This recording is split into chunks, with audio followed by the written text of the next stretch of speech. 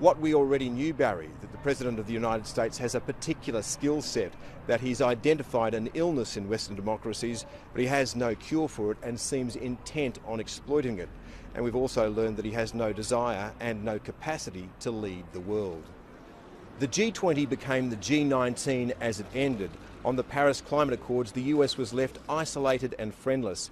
But given that that was always going to happen, a deft president would have found an issue around which he could rally most of the leaders. And he had the perfect one, North Korea's missile tests. So where was the G20 statement condemning North Korea, which would have put pressure on China and Russia?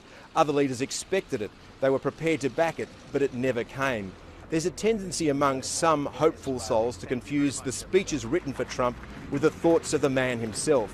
He did make some interesting scripted observations in Poland about defending the values of the West, and he's in a unique position. He's the one man who has the power to do something about it.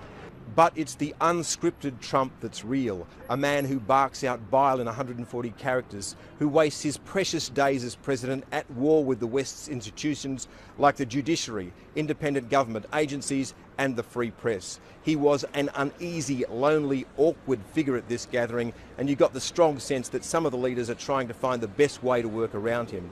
Donald Trump's a man who craves power because it burnishes his celebrity. To be constantly talking and talked about is all that really matters, and there is no value placed on the meaning of words, so what's said one day can be discarded the next. So what did we learn? We learned that Donald Trump has pressed fast forward on the decline of the United States as a global leader. He managed to isolate his nation, to confuse and alienate his allies, and to diminish America. He will cede that power to China and Russia, two authoritarian states that will forge a very different set of rules for the 21st century. Some will cheer the decline of America, but I think we'll miss it when it's gone. And that's the biggest threat to the values of the West, which he claims to hold so dear.